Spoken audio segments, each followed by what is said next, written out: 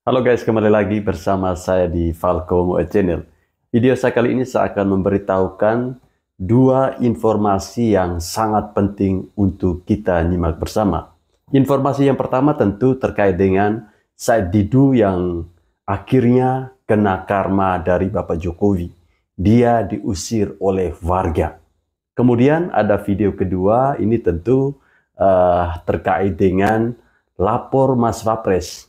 Jadi baru-baru ini ada seorang siswa yang masalah tunggak karena tidak membayar uang SDP, dia melapor ke aplikasi lapor Mas Wapres dan sudah diselesaikan. Ya, mereka sudah mendapatkan bantuan.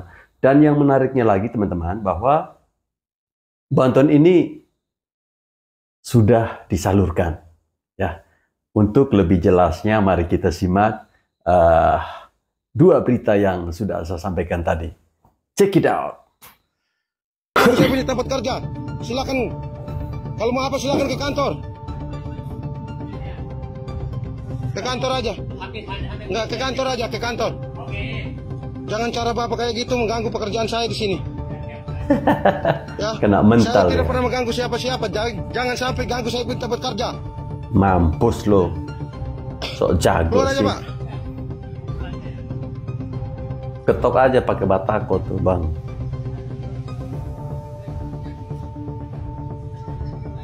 Sok toy sih si Didu ini ya. Ini akibat terlalu ya istilahnya dia Saya kena itu hukum tidak pernah karma, ganggu guys. orang. Jadi tolong jangan ganggu saya punya tempat kerja. Kalau ada urusan dengan di kantor silakan ke kantor. Kantor kami terbuka 24 jam. Jangan cara seperti ini.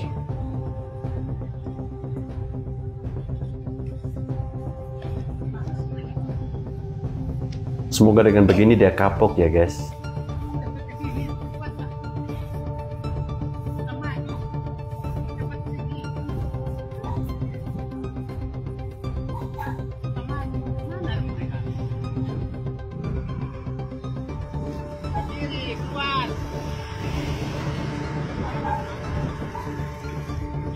Jangan cara seperti ini, Pak. Saya cuma orang kerja di sini.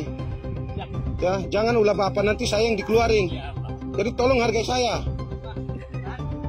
Ya. Jangan cara Bapak kayak gitu. Ya.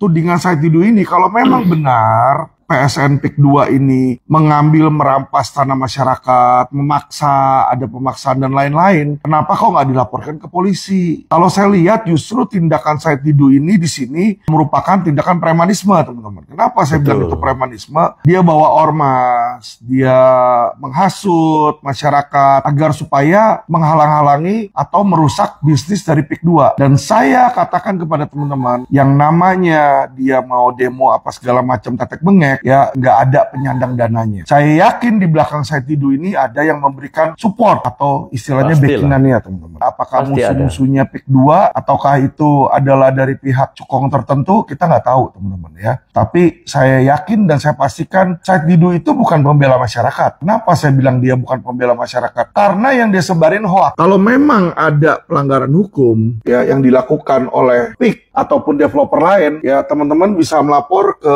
LQ, kita juga bisa membantu. Tapi saya sudah telusuri, ternyata Said Didu itu ketika kita somasi pun nggak berani datang, teman-teman. Nggak berani datang, dia nggak punya nyali. Dia. Dan saya lihat juga ada pihak-pihak yang membantu ini, ya adalah pihak-pihak yang berseberangan dengan pemerintah yang saat ini. Assalamualaikum warahmatullahi wabarakatuh. Saya Ketua APSI Kabupaten Tangerang dan para kepala desa mengklarifikasi tentang Said Didu dipanggil pihak kepolisian tanggal 19 November nanti. Nah, kami sampaikan bahwa Pak Said Didu kenapa dilaporkan oleh seorang kepala desa melalui APSI Kabupaten Tangerang dan lembaga-lembaga dan ormas-ormas ikut melaporkan Pak Said Didu yang diduga Pak Said Didu itu melanggar Undang-Undang IT pasal 28 ayat 3 tentang penghasutan. Dari pemberitaan yang sekarang kami dapatkan, Pak Said Didu itu katanya dikriminalisasi dengan orang-orang yang di sekitar utara. Mohon maaf Pak Said Didu, kami melaporkan Pak Said Didu itu adalah yang pertama, Pak Said Didu itu di dalam pemberitaan yang cukup viral, yang beritanya hoax, saya Sudah beserta viral, Kepala Desa dan hoax Abdesi lagi. Kabupaten Tangerang melaporkan Pak Said Didu tidak ada hubungannya dengan PIK 2. Kami melaporkan Pak Said Didu itu berinisiasi dengan para kepala desa dan masyarakat dan Abdesi Kabupaten Tangerang. Murni tidak ada ikut campur PIK 2 dalam kasusnya Pak Said Didu yang pada tanggal 19 besok dipanggil oleh pihak kepolisian.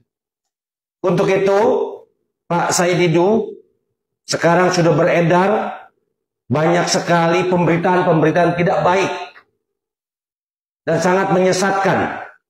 Dari berita-berita yang sangat tidak baik ini, malah timbulnya di Tangerang Utara mengadu domba kepada masyarakat Tangerang Utara.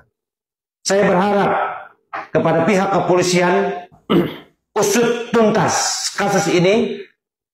Kami warga masyarakat Tangerang Utara dan ormas dan lembaga-lembaga lainnya ikut mengawal bagaimana kasus Said Didu ini harus kita lanjutkan dalam persoalan hukum yang berlaku di wilayah Kabupaten Tangerang, khususnya Provinsi Banten. Kami kepala desa Lanjutkan. dipilih langsung oleh warga masyarakat. Dan kami melayani masyarakat dengan sebaik-baiknya. Dan itu pun pemberitaan yang dibicarakan oleh Pak Said Didu itu beritanya sangat tidak benar. Yang pertama, kepala desa dituduh memaksa warga menjual tanah ke pengembang. Astaga. Menariknya contoh begini, bahwa aparat desa memang kelihatannya sudah tanda kutip terbeli oleh proyek sampai sudah merubah namanya Kampung Adidaya PIK 2. Aneh sekali bahwa tanah rakyat belum dibebaskan, sudah ada nama PIK 2 di desa tersebut. Yang kedua, menggusur warga masyarakatnya terhadap masyarakat yang digusur semena-mena, tidak dimanusiakan. Nah, ini yang menjadi persoalan yang membuat kami para kepala desa, warga masyarakat, tokoh agama dan tokoh masyarakat merasa sakit hati karena kami sebagai kepala desa sifatnya melayani masyarakat yang ada di wilayah Tangerang Utara. Saya berharap kepada Bapak pihak kepolisian agar terus mengusut tuntas kasus ini agar Tangerang Utara bisa tentram, nyaman, dan kondusif. Terima kasih. Assalamualaikum warahmatullahi wabarakatuh. Waalaikumsalam. Assalamualaikum warahmatullahi wabarakatuh. Hari ini hari Rabu tanggal 20 November 2024. Saya Muhammad Rosidi, salah satu aktivis di Bangka Selatan. Hari ini saya ingin menyoroti masalah isu nasional, yaitu Said Didu PS Kades Mahkota. Gara-gara PIK 2, Kades Mahkota melaporkan Said Didu ke polisi. Nah, di sini ingin saya sampaikan, pembahasan saya ini mungkin ada pro dan kontra, ada yang suka atau tidak, tapi saya berusaha untuk berbicara di tengah.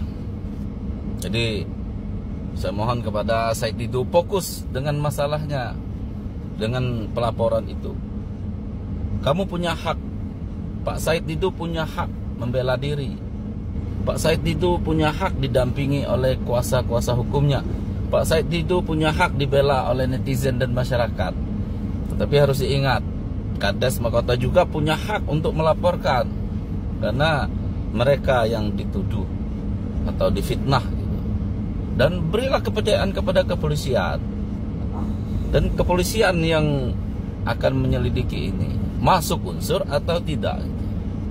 Kalau masuk unsur, ya diteruskan laporan ini. Kalau tidak masuk unsur, ya di SP3-kan.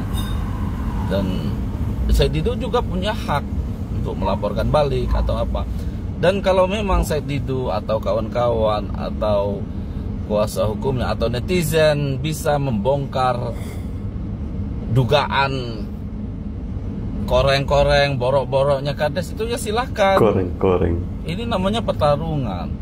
Cuma menurut saya pertarungan ini kurang balan gitu, kurang seimbang. Karena Said Didu melawan Kades, sedangkan Said Didu tokoh nasional, ya, pernah menjadi wakil menteri. Level kamu ya seperti Denny Indrayana lah di Wamenkumham pada saat itu level kamu. Tetapi di dalam pertarungan ini, seandainya Said Didu kalah, Said Didu menjadi tersangka, ya kalah dengan Kades. Level Kades itu malu lah. Misalnya ini presidennya, levelnya presiden, wakil presiden, para menterinya DPR RI.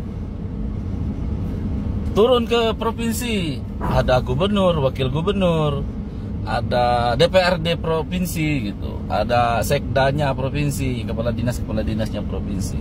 Turun lagi ke bawahnya, ada wali kota, ada wakil wali kota, ada bupati, ada wakil bupati, ada sekda dan kepala dinas jajarannya, dan DPRD kota Madia atau kabupatennya.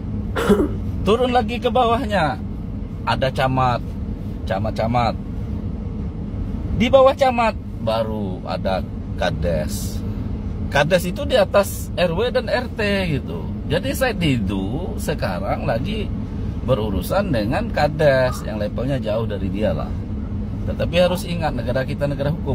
Dan saya pesan juga kepada Said Didu dan kawan-kawan dan timnya, jangan menyalahkan Prabowo, jangan menyalahkan pemerintah, jangan menyalahkan aguan, jangan menyalahkan ini itu dikriminalisasi atau apa. Ya ini pertarungan antara Said Didu dengan Kades gitu. Dan Kades pasti tahu konsekuensinya di saat dia melaporkan seorang Said Didu, tokoh nasional, mantan wakil menteri BUMN. Dia tahu dia akan dihajar juga, dihajar balik. Tapi ingat, azas praduga tidak bersalah harus dikedepankan gitu. Jadi jangan menyalahkan ini itulah. Said Didu harus fokus. Kalau salah ya salah, kalau benar ya teruskan perjuanganmu gitu. Ingat, petarung sejati atau kesatria sejati bukan hanya bicara menang, tetapi tetap berjuang walau dunia menentangnya. Asik. Tetap berjuang walau dunia menentangnya, tetapi dia tetap di jalur perjuangan yang diyakini gitu. Dan harus ingat, petarung, kesatria sejati, aktivis, orang pergerakan, fighter itu kaki satu udah di dalam jeruji besi, dan itu harus siap gitu. Dan banyak tokoh-tokoh nasional zaman Nabi dulu, zaman kerajaan dulu, tokoh-tokoh nasional kita di kerangkeng, di penjara. Cuma hanya berbeda jalur politik. Asal jangan dipenjara karena cabul anak bawah umur, korupsi dan bandar narkoba atau judi online. Itu jangan. Itu bahaya, nggak baik. Karena pergerakan itu syahid bagi kita, seorang pergerakan, seorang aktivis. Wassalamualaikum warahmatullahi wabarakatuh. Waalaikumsalam. Ya, Said Didu yang akhirnya kena karma dari Bapak Jokowi. Rekam jejak Said Didu selama ini yang dimana dia selalu menyebarkan ya informasi hoax. Dia menuduh bahwa gara-gara Pak Jokowi demokrasi di Indonesia ini jadi hancur berantakan. Kali ini dia tidak bisa mengelak lagi, teman-teman. Kades, mahkota ya, dan juga Adepsi itu perkumpulan Kades gitu, melaporkan Said Didu atas ujaran atau pemberian informasi hoax terkait dengan kasus yang terjadi di Tangerang ya. Ya, inilah orang yang mungkin dia merasa bahwa saya ini tokoh nasional loh, jadi nggak mungkin ada orang yang bisa melawan saya. Oke lah, ketika itu saat Anda berkuar-kuar tentang Bapak Jokowi santai saja, ya. Tapi kali ini kau tidak bisa lari lagi, Didu. Didu, kau tidak bisa lari lagi. Inilah akibatnya kalau kita salah bergaul, teman-teman. Saya Didu ini kan bergaulnya dengan Amin Rais, bergaulnya dengan Refli Harun yang mantan pecatan, ya. Jadi mereka ini boleh saya katakan otaknya sudah terlanjur miring. Jadi mau kasih lurus kembali sudah susah. Makanya tidak heran kali ini benar-benar dia kena getah. Dia tidak bisa menghindar lagi atas peristiwa ini. Sok membela-bela rakyat. Padahal sebenarnya tidak. Ya, dia hanya mau ingin mencari simpati. Tapi sayang, orang yang kau lawan itu di luar dugaan kau ya, di luar dugaan Anda. Saya nggak mau terpecah belah ini orang di utara dengan orang yang tidak tahu persoalan tentang Tangerang Utaranya. Saya inginnya kondusif. Gitu. Ya, cuman harapan saya yuk kita ngobrol bareng, duduk bareng, kita pecahkan masalah dan sampai timbul ada masalah. Yang saya pikirkan, bagaimana nasib masyarakat yang ada di Tangerang Utara yang sudah kerja. Itu bukan 1.000, 2.000, puluhan ribu. Ini kan kita harus pikirnya adalah kemanusiaan. Nah, persoalan nanti tentang saya itu gimana, ini nggak ada hubungannya sebenarnya dengan PIK. Nah, bicara misalnya tadi ada orang, para kepala desa tangan kanan, investor dan sebagainya, bukan tangan kanan. Kepala desa itu adalah sebagai pelayan. Pemerintahan kecil negara ini kan desa. Jadi bukan kepala desa adalah antek-antek si A si B, enggak lah, enggak mungkin. Ya, pelayanan. Ya kan, pembangunan ini adalah sesungguhnya bagaimana jumlah tenaga kerja yang puluhan ribu yang ada di utara mau dikemanakan beliau. Ya, ini bicara kemanusiaan. Ya, baik orang Tangerang yang ada di utara di sana maupun orang Jakarta Utara yang ada di sana. Harapan saya berdoa kepada para senioritas, pengamat-pengamat nasional, yuk kita duduk bareng, kita urung rempuk, cari solusi terbaik. Kita masing-masing punya keadilan soalnya. Kalau memang duduk bareng di meja, selesaikan secara musyawarah, selesaikan musyawarah. Saya tidak ada dan tidak ada kepentingan PIK 2 mengatur-ngatur, saya tidak ada. Saya menghargai Pak Said Didu adalah tokoh nasional. Ya kalau memang beliau pada waktu itu datang ke tempat kami melalui tokoh masyarakat, melalui kepala, saya terima aja, nggak ada tanggapan apa. Karena dia juga sama orang Indonesia, ya. Jadi kita tidak pilih-pilih. Ya, kalau kita tergantung bagaimana mediasinya, ya. Karena kita ingin menyampaikan bahwa kami itu pengen dapat keadilan, Pak. Sebenarnya itu kita melaporkan itu tujuannya adalah agar supaya masyarakat itu percaya dengan kepala desa yang bertugas. Yang namanya pelayanan, Pak. Suratnya sudah selesai berdua, ya udah kita ngapain? Tantangan kan? Ya, kita kan nggak bisa maksa. Kita sebagai orang utara ikut bertanggung jawab. Ya sebelum orang lain, orang mana-mana kan ya kita dulu dong yang ngerjain, benar begitu. Kita satu contoh pengembangan PIK dari PIK 1. PIK 1 ternyata selesai, tidak ada masalah, tidak jadi negara itu. Ya Bang ya, karena isunya di PIK 2 itu luar biasa. Lapor saya bukan saya sendiri yang lapor, banyak Pak. Ya pada waktu itu. Pertama dari lembaga-lembaga ada 5 orang, Ormas ada 6 orang kalau nggak salah. Semua lembaga melaporkan dengan ada statementnya Bapak Said Didu. Kami itu pemerintah desa dipilih oleh rakyat, melayani masyarakat kan. Masa kita pilih apa kaki tangannya PIK 2? Nggak mungkin seperti itu. PIK 2 itu nggak ada urusan dengan pelaporan saya, tidak ada, sama sekali tidak ada. Itu dia mengada-ada. Jadi kenapa mengada-ada? Karena beliau tidak membuktikan orang yang mana dipaksa, orang yang mana digusur dengan secara paksa, diusir dengan kepala desa, tidak ada. Saya tahu Bu, ketika ada pemerintah pasal ini begitu, kayaknya memecah belah Bu. Jadi sekarang ini kepala desa dengan masyarakatnya selalu dirugikan dan tidak ada kepercayaan dengan kepala desa. Dampak dari pemerintahan yang tidak baik. Kan kasihan Bu nasib kepala desa. Kita berjuang dipilih oleh masyarakat dan untuk melayani masyarakat.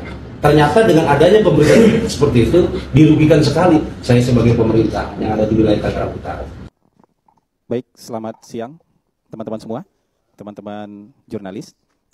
Saya bersama Bapak Kepala Sekretariat Wakil Presiden dan berserta jajaran tadi baru saja mendampingi Bapak Wakil Presiden untuk menyerahkan beberapa bantuan penyelesaian persoalan dari masyarakat yang kemarin datang melapor kepada Bapak Wakil Presiden. Jadi tadi rencananya memang direncanakan 20 ya yang menerima bantuan penyelesaian langsung dari Bapak Wakil Presiden, dan ada, kalau tidak salah ada 2 atau 3 tadi yang berhalangan hadir karena sedang sakit, tapi nanti akan langsung ditindaklanjuti oleh tim. Sebagian besar persoalan tadi yang dibantu penyelesaiannya adalah persoalan penebusan ijazah, terutama yang dari sekolah swasta yang ijazahnya sudah tertahan 1 tahun, 2 tahun, belum bisa diselesaikan karena persoalan keuangan. Tadi diberikan bantuan langsung untuk penebusan ijazah oleh Wakil. Ini baru Presiden. Betul ya. Dan ada juga ibu yang tadi juga hadir dari Kementerian Sosial untuk menyerahkan kembali sertifikat dan data terdaftarnya sebagai DTKS, karena ada seorang ibu tadi yang karena pindah ke Bogor, kemudian dia dikeluarkan dari data DTKS. Kemudian beliau melapor ke kantor Wapres bahwa beliau dikeluarkan dari data DTKS dan minta dimasukkan kembali ke dalam data DTKS di kabupaten yang baru, domisili yang baru. Dan hari ini juga sudah diserahkan langsung dan beliau kembali terdaftar di DTKS. Ada juga perwakilan dari Kementerian Sosial tadi yang hadir. Pesan dari Bapak Wakil Presiden tadi bahwa ini adalah sesuai dengan amanah dari Presiden Prabowo Subianto untuk mempermudah layanan kepada masyarakat, sehingga lapor ini hadir untuk memperkuat ya responsivitas.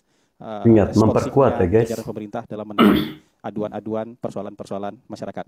Dan tidak lupa juga tadi Bapak Wapres menyampaikan satu persatu tadi ketika bersalaman dengan para penerima bantuan penyelesaian persoalan, itu bahwa bantuan ini, penyelesaian ini adalah dari Bapak Presiden. Itu yang beliau tekankan tadi. Ini semua adalah atas arahan dan bantuan dari Bapak Presiden. Begitu Pak Kepala Sekretariat, ada yang perlu tambahkan? Kira-kira begitu ya. Ada pertanyaan mungkin teman-teman? Oke, persilakan penanya. Ya, silakan yang di sebelah kanan.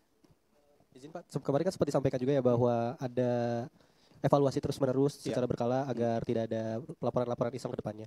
Dan sejauh ini evaluasinya seperti apa, dan untuk menanggulangi laporan-laporan iseng ini tidak terjadi lagi, apakah ada teknologi lagi yang akan ditambahkan atau gimana? Ya kan, pelaporan ini ada yang registrasi online, itu lewat lapor.go.id.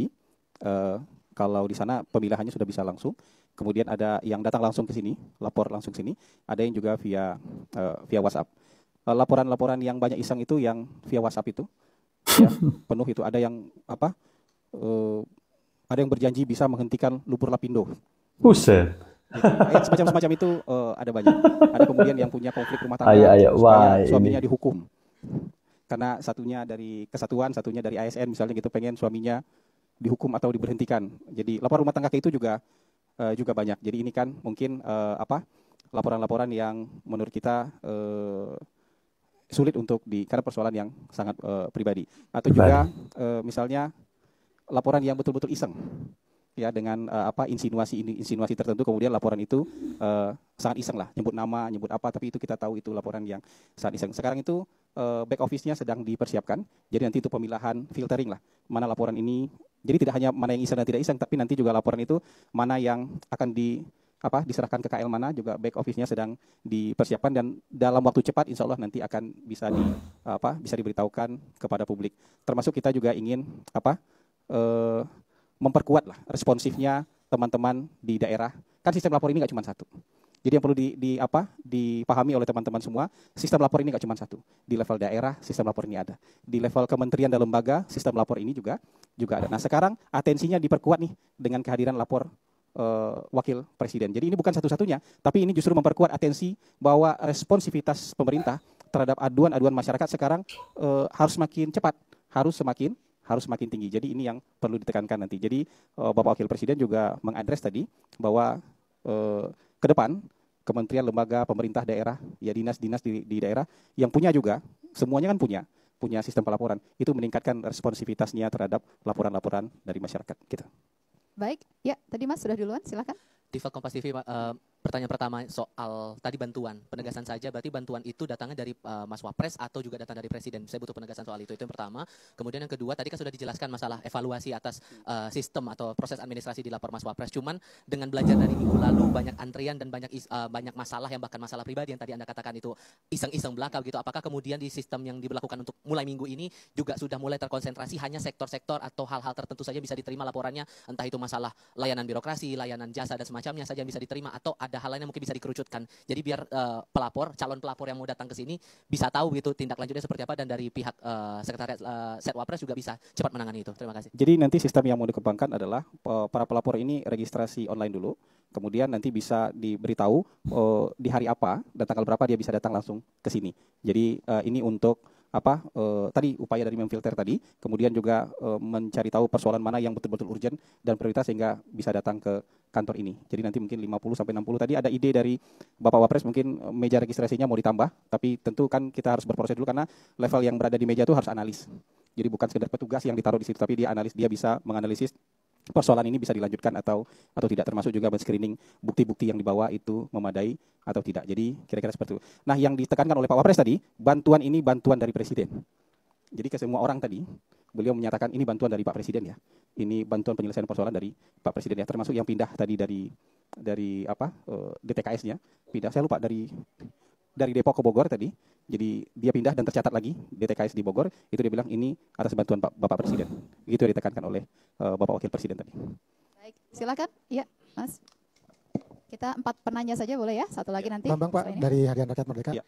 Pak, boleh cerita nggak Pak, boleh update sampai hampir seminggu lapor Mas Wapres, sudah berapa laporan yang masuk, kemudian ceritakan apa saja sih kategori-kategorinya, apakah bermacam, kemudian yang hari ini dapat bantuan itu masuk kategori yang mana gitu, dan yang lainnya tentu ada banyak mungkin ya, bisa diceritakan bagaimana kelanjutannya. Terima kasih Pak. Ya, sampai hari ini sudah lebih dari 400 aduan yang langsung datang ke kantor Pak Wapres. 400 guys. Aduan itu memang banyak juga besar ya, adalah soal lahan, pertanahan, sengketa lahan. Kalau ini kan memang butuh proses untuk ditindaklanjuti oleh kementerian dan lembaga terkait. Tapi begitu data-data mereka lengkap langsung dikirimkan ke kementerian dan lembaga terkait. Nah, yang hari ini diselesaikan adalah yang memang bisa diselesaikan dengan cepat. Tebusan ijazah yang paling banyak hari ini. Kemudian seperti pindah DTKS tadi, pindah data terdaftar mereka sebagai penerima bantuan sosial dari pemerintah. Tapi kalau yang persoalan lahan itu perlu waktu untuk diteruskan ke mana? Ke kementerian dan lembaga yang terkait. Ya. Satu lagi, silakan. Ya, izin. Ya, tadi ada Nina dari perempuan di Harian belakang. Kompas. Ya. Kan kemarin Pak Kepala mengatakan bahwa lapor Mas Wapres ini tidak akan menggantikan lapor GoID yang sudah ada misalnya. Jadi sebenarnya udah ada aplikasi, udah ada kanal-kanal aduan yang sudah ada. Sebenarnya maunya kemana sih lapor Mas Wapres ini? Maksudnya apakah akan menggantikan semua kanal pengaduan itu, atau mengintegrasikan, atau semua kanal yang ada di kementerian lembaga juga itu akan seperti apa? Lalu sistemnya akan seperti apa? Makasih.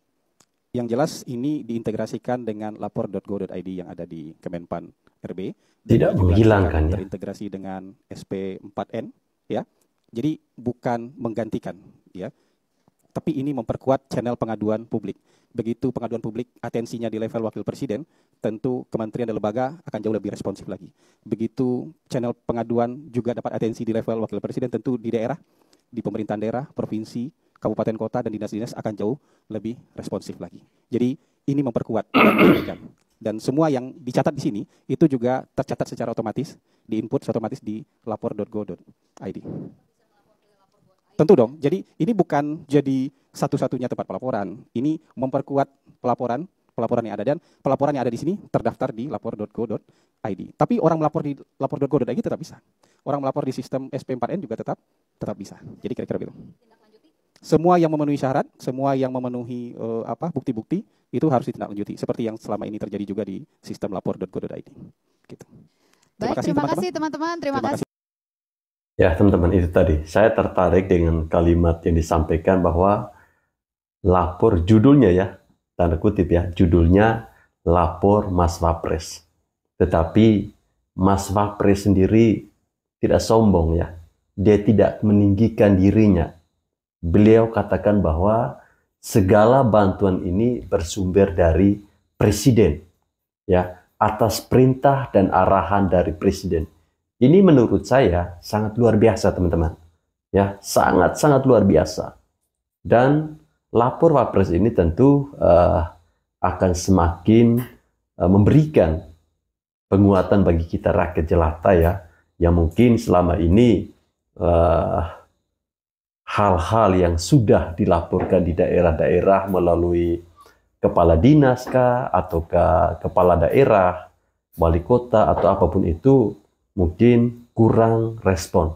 Ya, responnya sangat kurang. Jadi dengan kita melaporkan langsung ke wakil presiden, setidaknya hal ini akan lebih cepat diselesaikan. Ya, wakil presiden setelah menerima laporan ini tentu langsung memberikan perintah kepada jajaran kementerian di bawahnya, para kepala dinas atau siapapun yang berkaitan dengan laporan itu.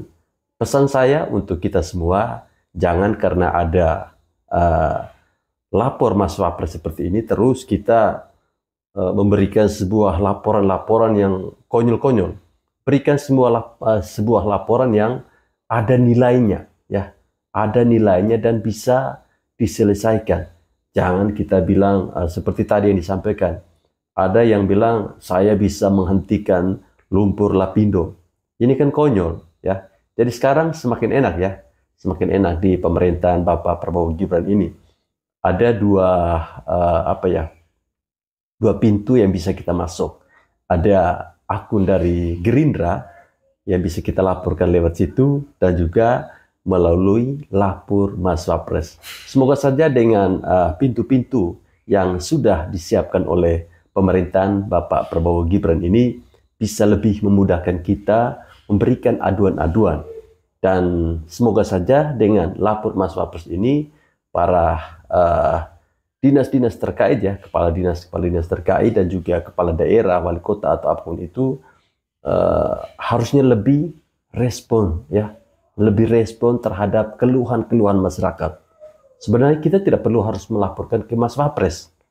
Ya, kita ini kan ada perwakilan di daerah ya, ada perwakilan, ada RT di situ, ada desa di situ, ya, ada bupati, ada gubernur, wali kota. Jadi seharusnya tidak perlu sampai ke sana. Ya, ini dilakukan tentu melihat bagaimana pengalaman selama ini ketika kita memberikan sebuah laporan kepada orang-orang ya yang mempunyai wewenang dan jabatan di daerah kita masing-masing, mereka sangat lama dan lambat meresponnya. Kecuali kalau kita ada amplop sedikit, baru mereka itu meresponnya dengan cepat. Ya, mudah-mudahan saja ini menjadi kabar baik untuk kita semua. Selamat buat ke-20 orang tadi yang laporannya sudah di-approve ya. Dan terkait dengan tunggakan uang SPP ya, sampai tunda 1 tahun tidak mengambil ijazah tadi, bisa ya mengambil ijazahnya kembali dan mencari pekerjaan.